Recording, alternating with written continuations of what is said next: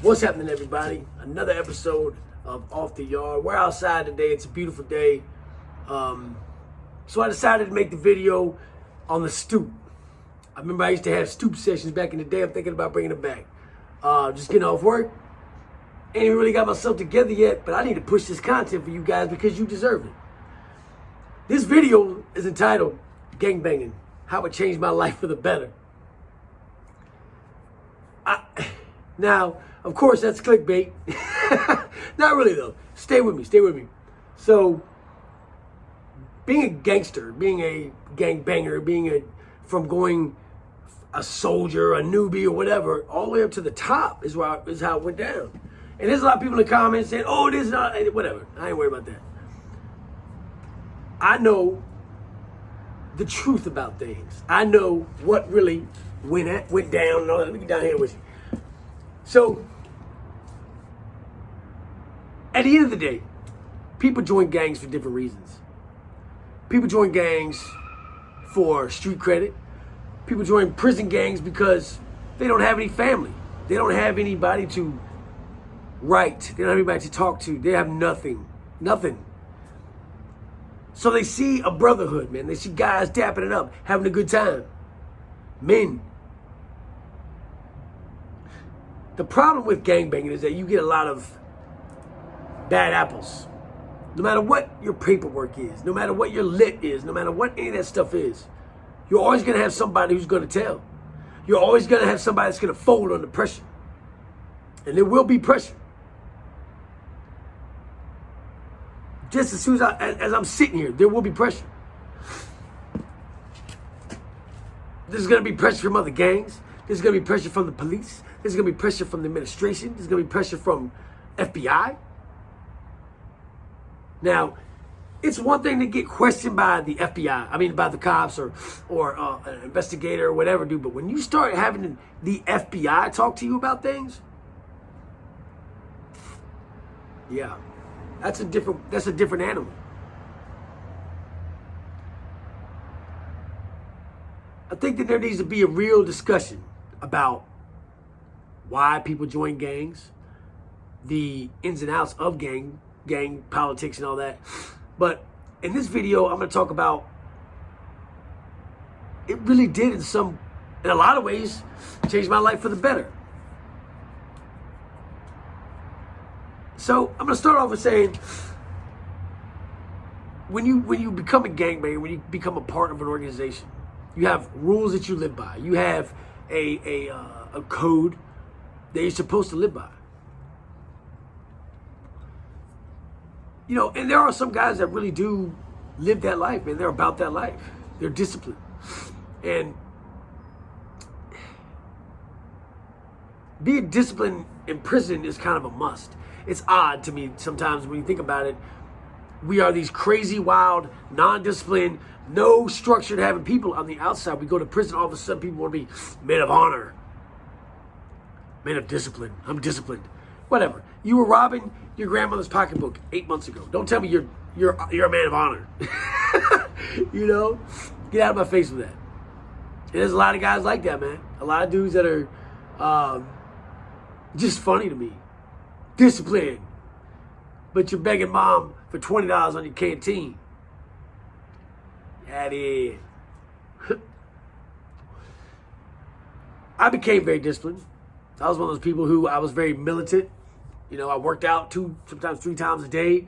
I read literature. I could quote books. I had great quotes. You know, and I could, present myself in a way that youngsters could idolize or admire. They're coming in here, there's a 35-year-old man, cock diesel, tatted, blasted all over the place. The first thing they think is, wow, man, he's intimidating. Wow. And it is an optic illusion. It's you paint yourself to be whatever you want society to see you as. That's what the whole thing's about. But the problem is this. The problem is this, man. You're going to pretend to be something and act like something and emulate something over and over, day after day, week after week, year after year. You're going to wake up one day and you're going to realize I'm a gangster. Yeah. People look at that as, wow, man, that's crazy. That's really hard. But there's a lot that comes with that. And you have to understand that putting that label, putting that title on yourself is, you automatically get bullseyes on your back. Rising up through the ranks, the bullseye gets bigger because you become bigger. More people notice you. Not everybody notices a soldier. Not everybody notices this little dude over here. But they notice the leaders. They notice the people who are calling shots. People talk about, oh, we on the yard and this, there was a shot call. I've never seen like where one guy ran a whole yard. I've never seen that. Me personally. What I've experienced as a gang member and a gang leader was politics, a lot of politicking. Prison is full of politics. Prison is full of convict codes. Prison is full of gangs, and it's an infestation of organization, dude. It's weird. But I believe it's good because it brings some type of order to the chaos. I think it's necessary because if not, then you'd have a bunch of dudes going around doing whatever they want. Gangs are formed for protection. Some of the biggest gangs in the world were formed due to necessity. What is an army? A gang. What are cops? A gang. That's it. And when two countries go to war, all that is two gangs going to war. We learned how to gangbang from society.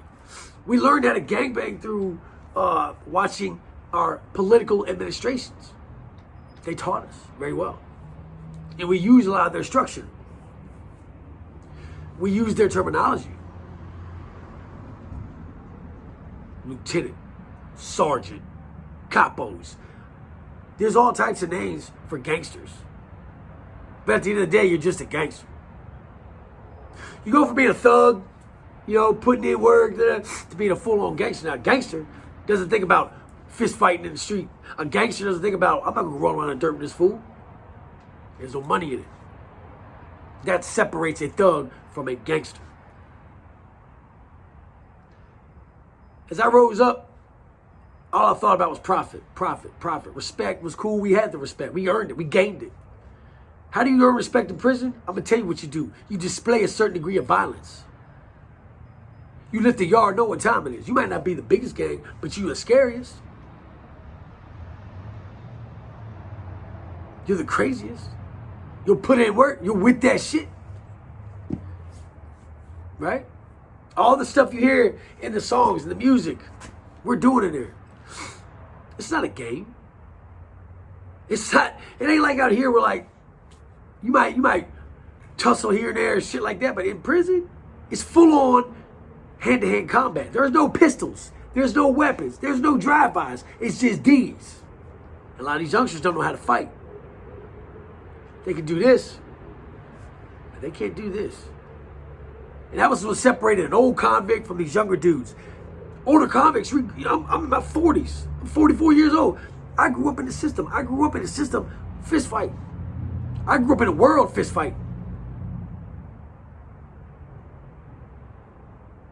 I'm not talking about fist fighting and fighting in prison. I'm not talking about boxing and that bullshit. I'm talking about, in a cell, fight. A lot of times for your life. Put yourself in an 8x10 box. Think about it. Go in your bathroom. Think about fighting a 250-pound man in there. You're going to touch everything in there. Trust me.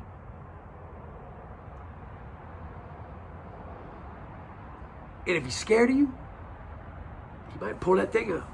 He might pull that weapon. Then what? That's gangbanging.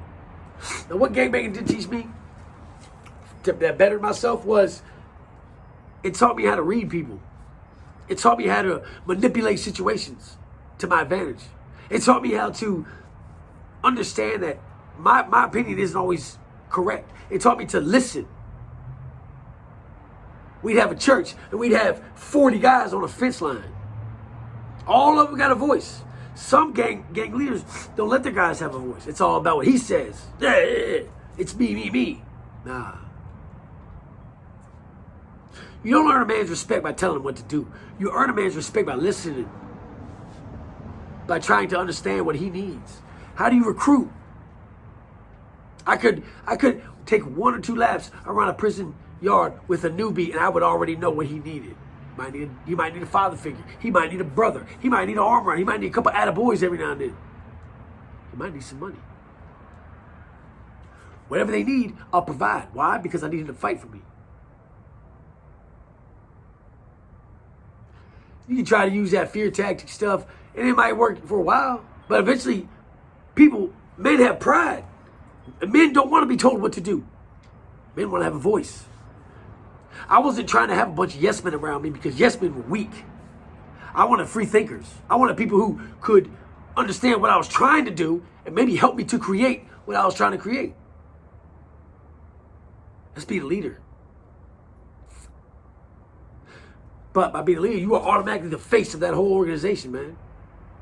So it also taught me how to present myself in different ways. I might present myself one way with this group and another way with this group. Why? Because I need to know the ins and outs. I need to make friends with this guy. What did the 48 Laws of Power tell us? Play a sucker to catch a sucker, right? Sometimes I might seem like, oh, yeah, I don't know, man. But the whole time I understand what's going on. Gangbanging is a day-to-day manipulation. I manipulated the best of them. From inmates to guards to administration. That's the game. It's a game. 24/7. Being a gangster, you are a gangster first, then family. Your family does not come first. One of the first rules in most gangs is the gang comes first, and it has to. And the minute that gang cannot come first, you have no business being a part of it. That's why I walked away. Because I could no longer put this gang in front of this child. I couldn't do it. And I had to face the consequences when I walked down that yard and told them. I didn't know what was going to happen. They might have killed me.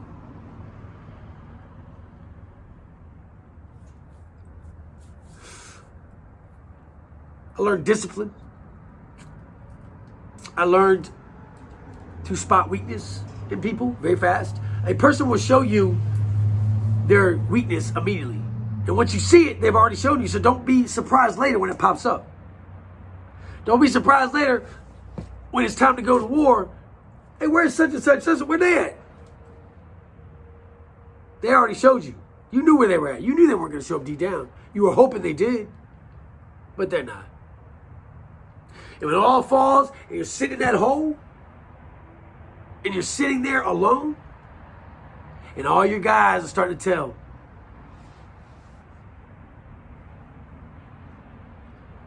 it's all falling on you because you are the leader. The next thing comes to RICO. When the FBI comes to see John and says, look, basically anything that happens with your organization from here on out is going to fall on you. I don't care if it's 2 states away or maybe 2 prisons away and it's somebody stole a pencil, you will be charged with petty larceny. That is what's going to happen. 100%. You want to put in work? You want to be a gangster? You want to be a gangbanger? Go ahead. There is only a couple endings to that story. They're never good. How many successful gangsters do you, how many retired old gangbangers do you know? Not many. So if you checked out on life, cool, go be a gangster. But if you have any desire to do something with your life, then do that and leave that bullshit alone. Trust me.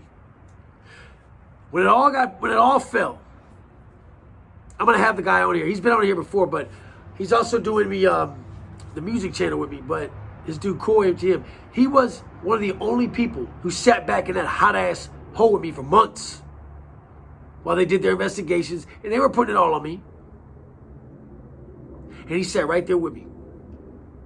He said, look, Al, whatever falls on you, falls on me. I'm not going nowhere, bro.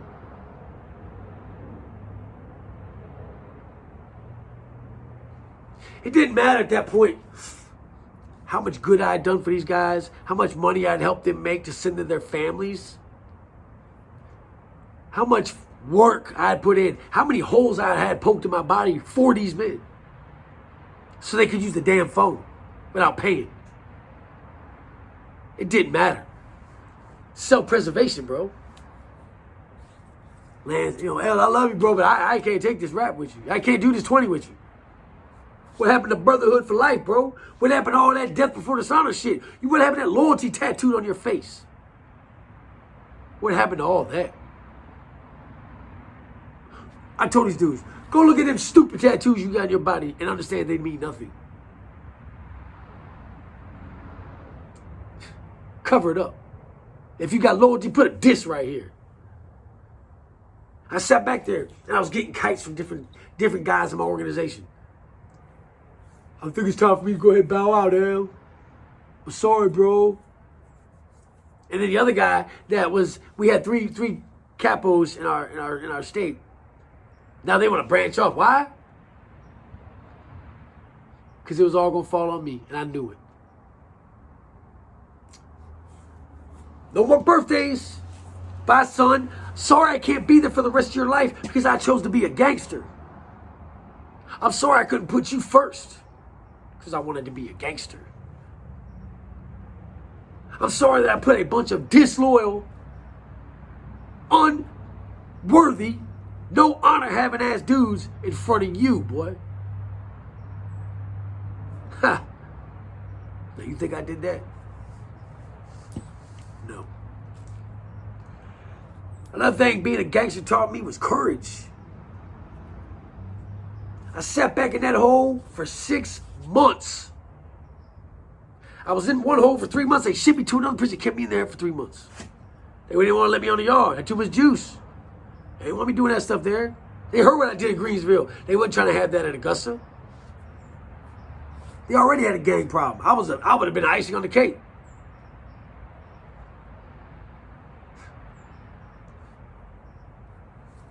The administration wanted me to go in there and tell them all. I said, look, man, this ain't got nothing to do with y'all. I will never sit down with y'all and debrief or whatever that is. That's shame. I still believe in what I stood for. I still to this day believe in it. And can't nobody take that from me. I earned it.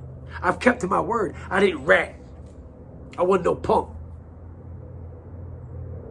I decided to walk out of prison with my nuts. I walked out on that yard.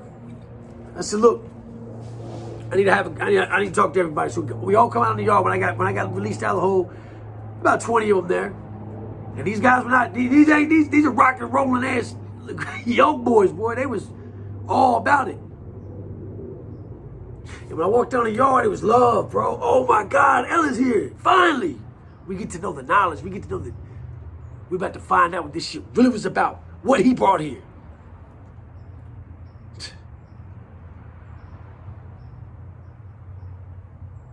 I brought pain.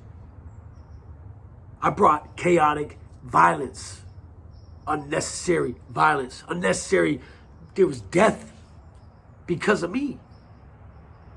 Because I wanted to be a gangster. Now I have to live with that for the rest of my life. Doesn't matter what I do from here on out, I could go and be a priest. It wouldn't matter. You know why? Because it's already happened. You can't take it back. You can never take it back. What you do today will have to be with you later. I walked in that yard. I said, look, doing all that stuff. I said, look, man, it's all love. I promise you it's all love. This is nothing to do with y'all. Because you didn't do it. But I got to bow out. What? I got to bow out.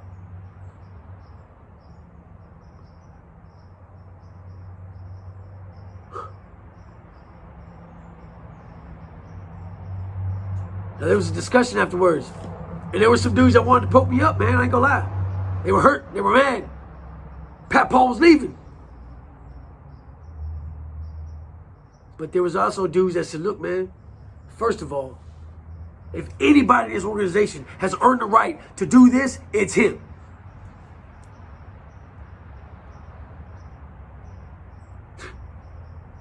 This is YouTube. I tell stories and I try to present myself in a very low-key fashion. But don't ever get it twisted. I was a monster at one time in my life. A monster. I didn't get to where I was for being a nice person. But I try to be today. I want some good karma, man. What did I learn? How did gangbanging make my life better? Yeah, it taught me discipline. Yeah, it taught me about honor. Yeah, I read some books. But the biggest thing it taught me was that there is nothing in this life worth losing my family over. There is nothing in this world that is worth not seeing my son outside in this free world. Nothing. That's what gangbanging taught me. Taught me never to do it again. It taught me to stay away from it and stand on my own 2 feet. 10 toes down, chest out, man, like a real gladiator. Speaking of which, thank you for tuning in to Off the Yard, man. I hope you got something out this video. Much love to the Gladiator Gang. Salute to all my blue-collar kings and queens. And as always, 2 L's and a bulletproof R, man. Until next time, stay tuned and stay sucker-free.